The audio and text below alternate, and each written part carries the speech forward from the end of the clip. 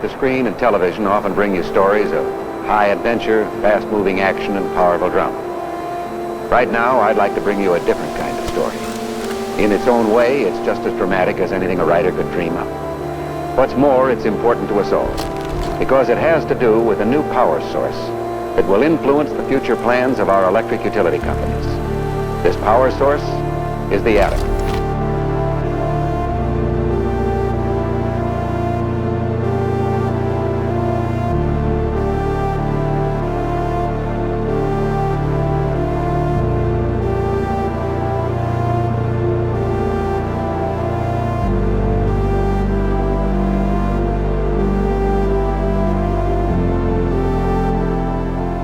Welcome to the Żarnowiec Nuclear Power Plant. Once set to become Poland's first nuclear power plant, it now stands abandoned, slowly weathering away.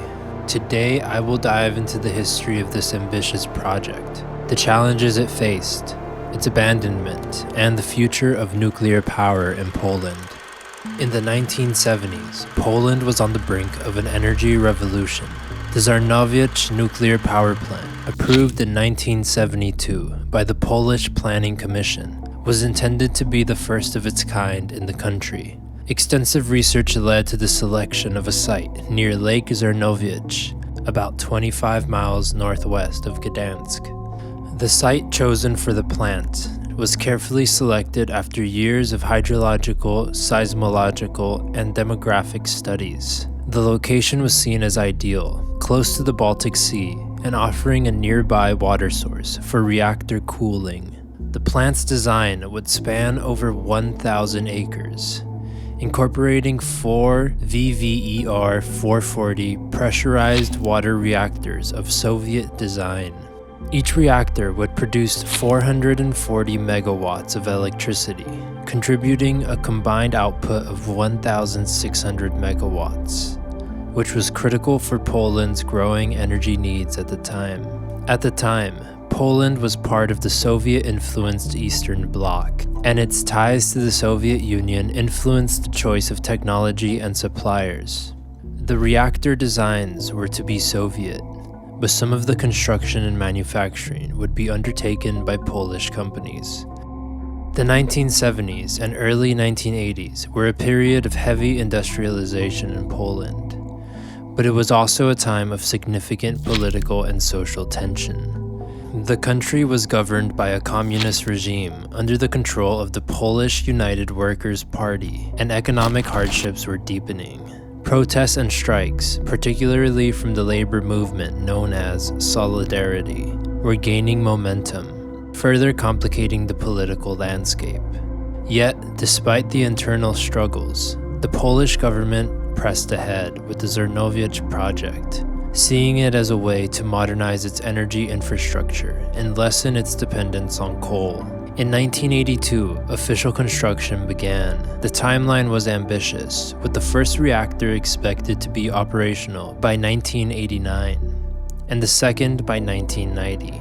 The project was a national priority, with 79 reactor buildings and more than 600 supporting facilities in the plans. The ambitious scope also included infrastructure, like a new railway line, housing for plant workers, and even a pumped storage plant designed to regulate energy output. But by the mid-1980s, the political and economic situation in Poland was becoming increasingly unstable. Just over 4 months ago, events happened which reverberated throughout the communist world.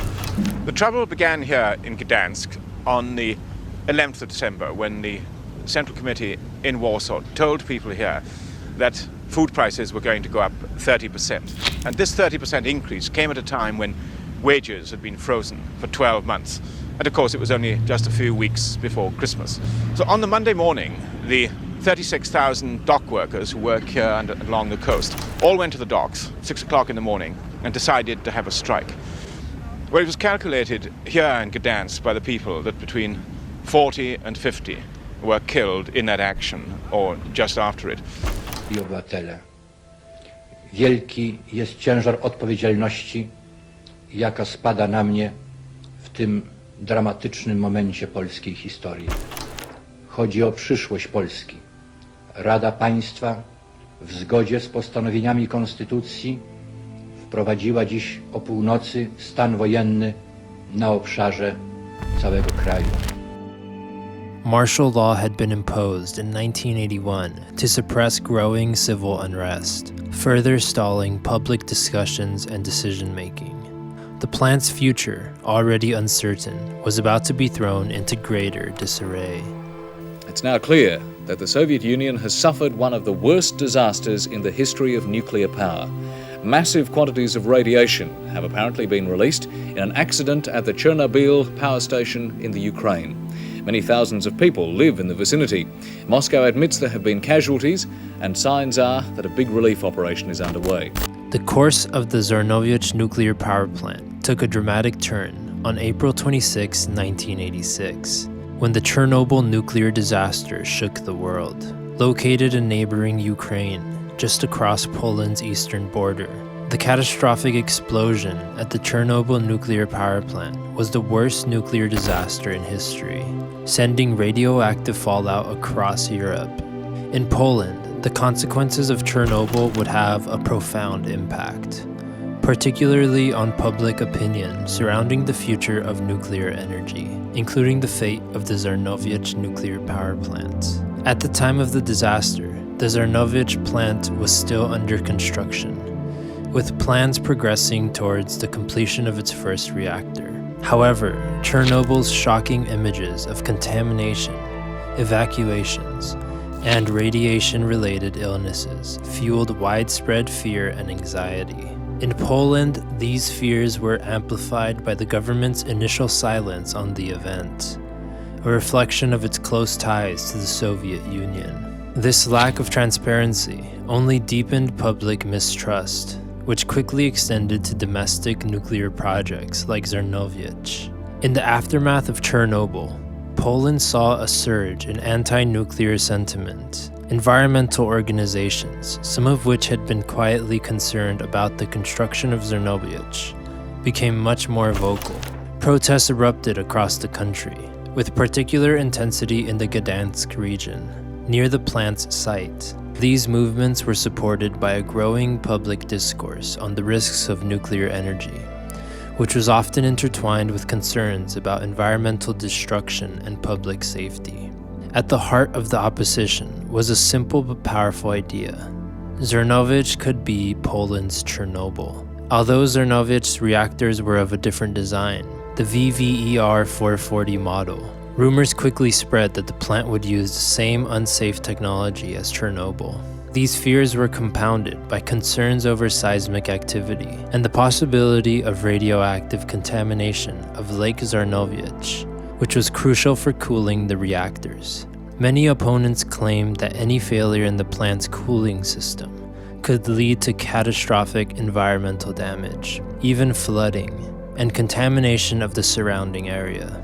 The protests against the plant intensified to the point where public demonstrations became commonplace. Nationwide organizations, like the Movement for Freedom and Peace, also joined the anti-nuclear cause, escalating the protests with drastic measures such as roadblocks and hunger strikes. A notable example was a 63-day hunger strike by activists, which garnered significant media attention and further ignited public opposition. One of the most prominent figures to speak out against the Żarnowiec plant was Solidarity leader Lech Walesa. His support added legitimacy to the movement, with many interpreting the anti-nuclear protests as an extension of Poland's broader fight for freedom and self-determination. This period marked a shift in the Polish political landscape, as the long-held grip of the communist government began to weaken under the weight of popular dissent. Despite the growing public outcry, the Polish government initially remained committed to the construction of the nuclear power plant. In 1987, there were plans to hold a referendum on the project, but it was postponed due to the volatile political climate. It wasn't until May 1990, as the country transitioned from communism to democracy, that the referendum was finally held in the Gdansk region. The results were overwhelmingly against the plant, with 86% of voters rejecting its completion. However, the turnout of 44% meant the referendum was not legally binding, and construction continued, albeit at a slower pace. The public resistance grew even more fervent after the referendum, especially among local residents. Farmers in the area used tractors and agricultural equipment to block roads, slowing the transport of materials and decreasing the pace of work on the plants. These direct actions, combined with mounting public pressure, became too much for the new post-communist government to ignore. In September 1990, after years of mounting opposition, Poland's Council of Ministers made the decisive move to halt the project. The newly appointed Minister of Industry recommended the abandonment of Żarnowiec, citing the plant's redundancy in the Polish energy grid, economic inefficiencies, and lingering safety concerns. Though the official reasons for canceling the project focused on technical and economic factors, it was clear that the decision was also a response to the overwhelming public pressure. By the time construction was halted, the plant was about 40% complete, with most of its supporting infrastructure already built. The project had consumed 44% of its planned budget, and halting construction would raise the total expenses to approximately 84% of the allocated funds. 2 of the 4 reactor vessels were scrapped, and another was sold to Finland's Loviisa Nuclear Power Plant for training purposes. The 4th reactor found a home in Hungary, where it became a training tool for workers in the nuclear industry. Despite these efforts, only a fraction of the $500 million spent on the project was recovered. The abandonment of Żarnowiec left an indelible mark on Poland's nuclear ambitions. Public mistrust of nuclear energy persisted for years, fueled by the lingering fears of Chernobyl and the high-profile failure of the Żarnowiec project. Though the Żarnowiec Nuclear Power Plant was abandoned in 1990, the question of nuclear energy in Poland did not fade away. By the early 2000s, it was clear that Poland needed to diversify its energy sources. Over 70% of the country's electricity was still being produced from coal, making it one of the most carbon-intensive energy grids in Europe. In 2005, Poland's Ministry of Economy and Labor released a strategic document titled Energy Policy for Poland until 2025, which for the first time in years included a plan to reconsider nuclear energy. 3 years later, in 2008, the government adopted a more comprehensive program called Polish Energy Policy until 2030. This plan outlined specific steps for the construction of 2 nuclear power plants by 2020. Although these dates have since been pushed back, the policy marked a significant shift in Poland's energy strategy. Furthermore, a 2008 survey showed that over 70% of respondents supported the idea of constructing a nuclear power plant within 100 kilometers of their homes, a stark contrast to the fierce local opposition seen during the Żarnowiec protests in the 1980s.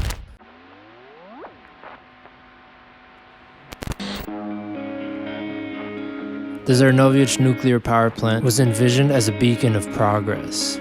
It promised to lift Poland into a new era of energy independence, reducing its reliance on coal and fossil fuel imports.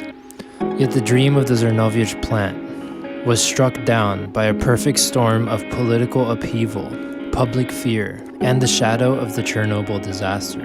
What was once a symbol of Poland's future became an unfinished monument to the country's complicated relationship with nuclear energy.